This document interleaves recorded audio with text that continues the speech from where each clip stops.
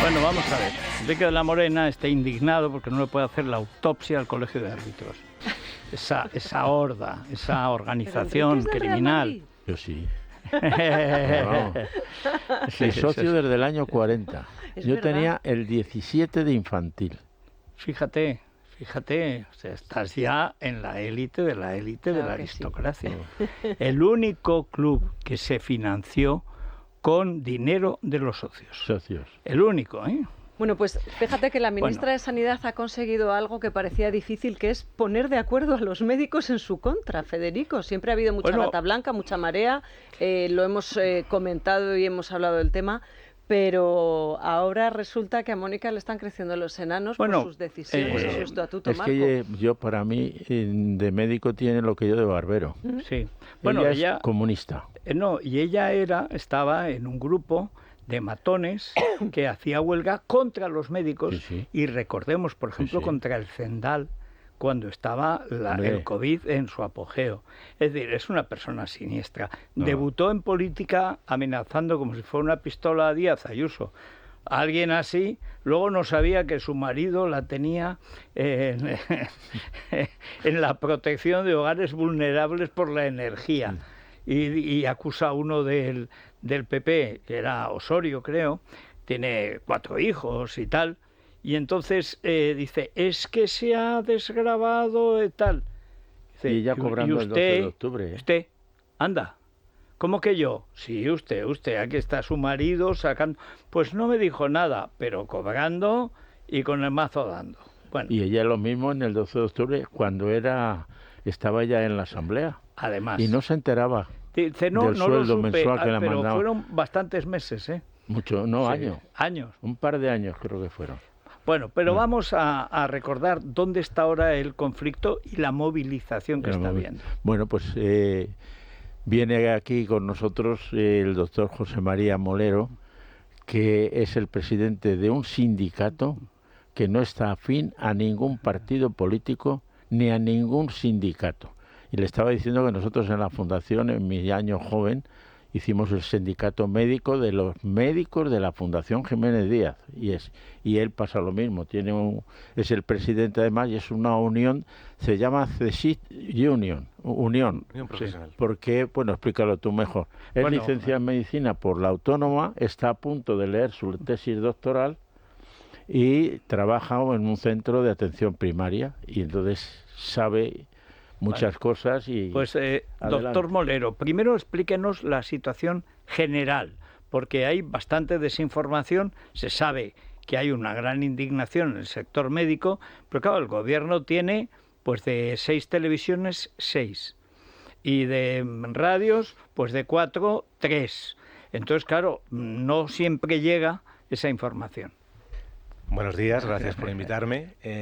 Sí, la verdad es que ahora mismo tenemos un descontento general de todos los médicos, fundamentalmente porque después de 20 años de un estatuto marco, un régimen que regula nuestras relaciones profesionales y laborales, ha llegado el momento, y ya lo veníamos demandando los médicos, de actualizarlo a la situación que tenemos ahora en la profesión.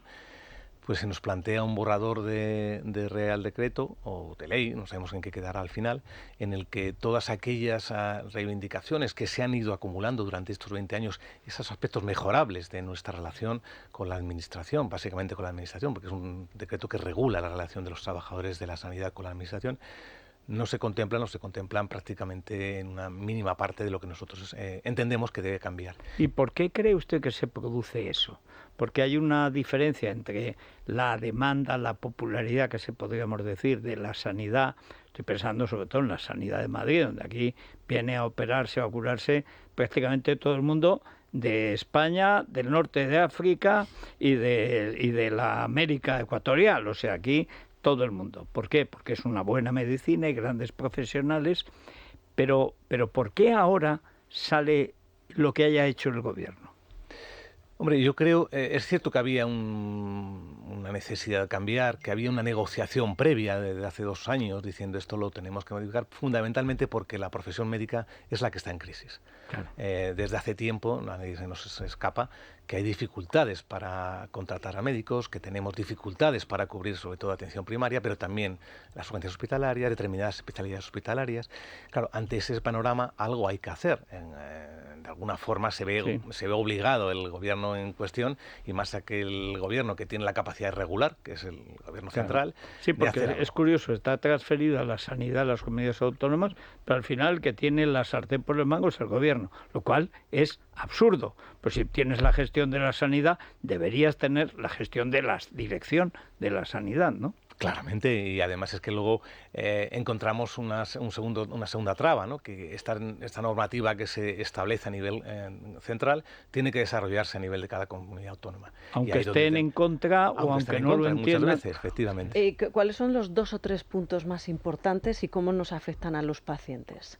A ver, primero decir que nuestro movimiento de los médicos es fundamentalmente porque queremos eso, tener unas condiciones idóneas para poder ejercer nuestra profesión. El resultado, la calidad que vamos a dar a la población. Un médico cansado, un médico que no puede tener todas las competencias que puede desarrollar, al final acaba realizando una medicina parcialmente, digamos, de calidad, ¿no? Por cansado entiendo el tema de las guardias. Claro, entonces una de las reivindicaciones es nuestra jornada de trabajo.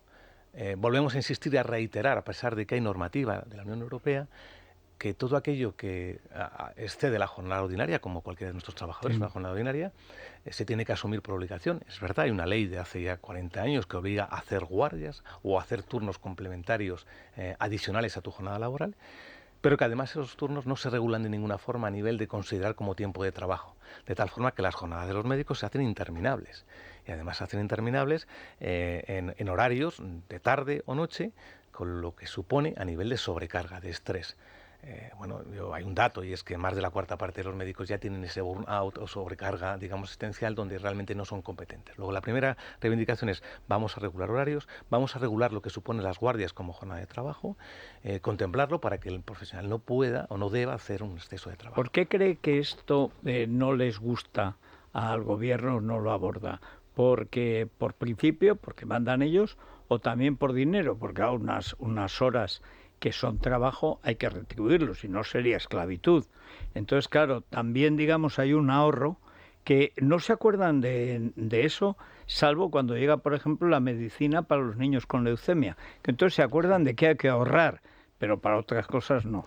Fundamental, es una cuestión económica, es un problema también estructural. Hemos abandonado la planificación de recursos humanos, y de repente eso supondría que tendríamos que ampliar las plantillas que ahora mismo tenemos trabajando. Cuando no hay médicos para contratar. Claro, entonces tenemos un doble problema, y es cómo saco dinero y cómo saco profesionales para dedicarse a cubrir. Y luego también creo, y eso es una opinión personal, creo que el profesional de la medicina, los facultativos, durante un tiempo a esta parte, se ha estado minimizando cuál es su relevancia en el sistema sanitario. Nos parece que tenemos que igualar a otros profesionales que tienen también sus turnos de trabajo. Yo quiero recordar que, por ejemplo, la profesión de la enfermería tiene un turno completamente diferente al médico. Ellos no tienen guardias en general, tienen unos turnos rotatorios, y que tienen también sus peculiaridades que también tienen que recogerse en un estatuto. En el año 66 se hizo el primer estatuto de médicos, en el 71 de profesional sanitario no médico, y en el 73 de enfermera. O sea que para esto no se ha abolido el franquismo, porque claro, los 3 marcos son en vida del dictador. Claro, pero entonces es una oportunidad, se hizo esa condensación de estatutos de diferentes profesiones en el año 2003, y ahora lo que estamos pidiendo es: vamos a contemplar la peculiaridad de cada profesión, porque además es que no es incompatible que tú tengas unas condiciones idóneas para poder ejercer tu profesión como médico, como tiene que tener la compañía de enfermería o el compañero que es auxiliar administrativo. También les ha metido el dedo en los ojos, los dedos en los ojos, con el tema de que no puedan ustedes trabajar a la vez en la pública y en la privada para obtener un sobresueldo. En este momento no sabemos si es un 20, un 30, un 40% de los médicos lo están haciendo. A ver, yo creo que ahora mismo, y tenemos los ejemplos en Madrid y en otras comunidades autónomas, donde la sanidad privada forma parte del sistema que provee de servicios sanitarios a la población. Entonces, bueno, como hay que decir que en muchos otros aspectos, claro, incluso el caso de hospitales con gestión privada ha mejorado la gestión de hospitales. Hay muchos grupos que lo están haciendo, y por eso citaba antes el caso de la sanidad en Madrid. Bueno, mucho quejarse Illa y otros canallas, pero la verdad es que cuando uno quiere operarse no se va a Barcelona, se va a Madrid. Yo lo que quería decir es que ese enfrentamiento absurdo entre sanidad y yo, lógicamente, soy un empleado público, yo trabajo con la empresa pública, soy médico de familia, periodista médico de familia que trabajo en Villaverde, un barrio de Madrid. Lo que quiero decir es que no hay que enfrentar los dos ámbitos de trabajo, sino que son complementarios. La sanidad privada está regulada, tiene que estar regulada en cómo hace las cosas. Y yo, desde el punto de vista de la profesión, a veces me indigna pensar que el médico va a supeditar sus criterios científico-técnicos al lugar donde trabaje. Y ya se habla de la posible sesgo a la hora de tratamientos, o los posibles sesgos a la hora de derivar pacientes de un lado a otro. Yo creo que hay que defender la profesión. El profesional, de verdad, yo conozco a muchos profesionales, como todo, habrá profesionales que no reúnen esas condiciones, pero trabajan igualmente en la pública que en la privada. Lo que defendemos es, en el estatuto, una propuesta, es que en el caso de los médicos que terminan la formación especializada, los MIR, después de su periodo formativo, 4 o 5 años, ahora no se puede trabajar en ningún centro sanitario público si no tienes la especialidad, se les quiere obligar a permanecer en la sanidad pública sin tampoco ninguna garantía de que puedan trabajar, porque como he dicho antes, eso supone dinero. De hecho, no trabajan. Claro, muchos no trabajan. Están haciendo y suplencias. Acaban yéndose a Alemania o Inglaterra. Ayer leía una carta, no recuerdo qué medio de comunicación, que escribía uno desde Alemania. Dice, gano más de 3 veces lo que me pagaban. Me tratan con enorme respeto y desde luego no tengo ministros de sanidad que me avergüencen, decía textualmente. Pero ahí entramos en la otra gran cuestión.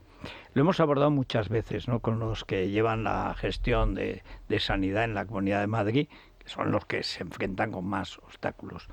¿Cómo se arregla ese doble, digamos, callejón sin salida de la cantidad de médicos iberoamericanos que tienen una formación médica de verdad? Es decir, no es que vienen de Burkina Faso y a saber si son médicos, no, es que vienen de Chile, de Argentina, de Colombia, de Venezuela, de México, de Perú, es decir, países de verdad que tienen médicos de verdad, que por muchas razones, o porque les da la gana, quieren venir a España y se encuentran con un tapón, con un embudo, que tiene una parte profesional que da la impresión de que los médicos de ninguna manera quieren soltar el monopolio, que no entre gente, etcétera, cuando faltan decenas de miles de médicos.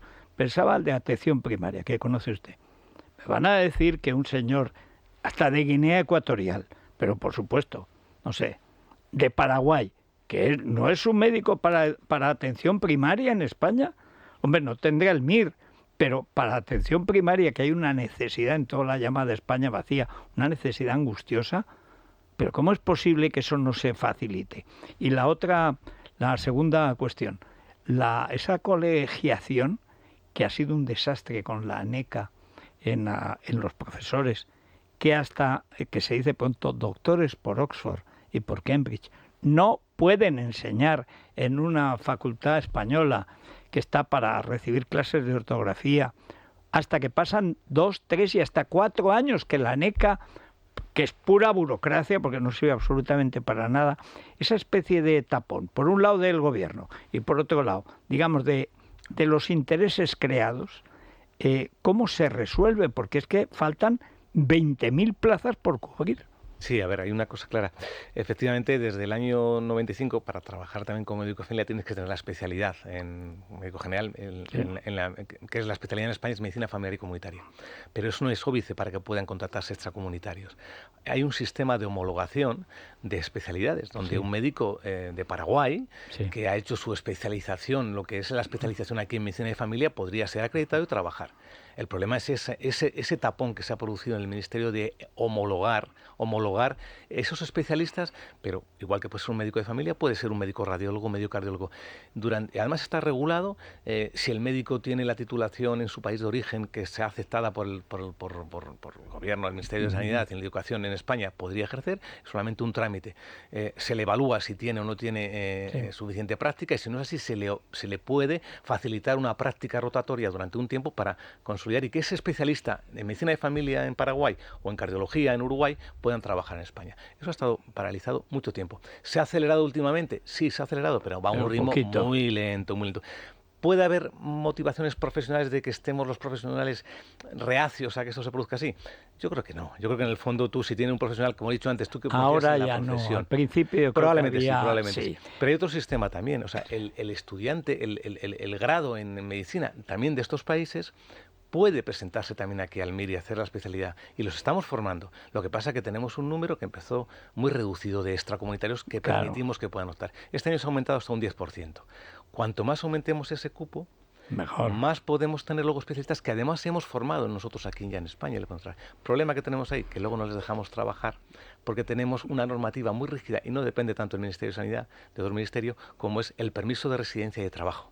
Claro, y la Unión Europea con su burocracia. Bueno, doctor Molero, tema. Muchísimas gracias porque nos ha contestado algunas cosas y nos ha abierto otras cuestiones también que hay que plantear. Hemos invitado a la consejera de Sanidad de la Comunidad de Madrid, a Fátima Matute, y que además es de lo mejor que hay ahí y además de la parte institucional habla y se esto. le entiende, es una cosa milagrosa. Así o sea, hablan español y se les entiende todo lo que dicen. Gracias, en fin. doctores. Hacemos una parada y a la vuelta Alberto nos habla de sartenazos. De sartenes. ¿Cuándo hay que prescindir de la entrañable sartén? ¿Cuándo, cómo y por qué? Eso es. Que no es fácil, ¿eh? No.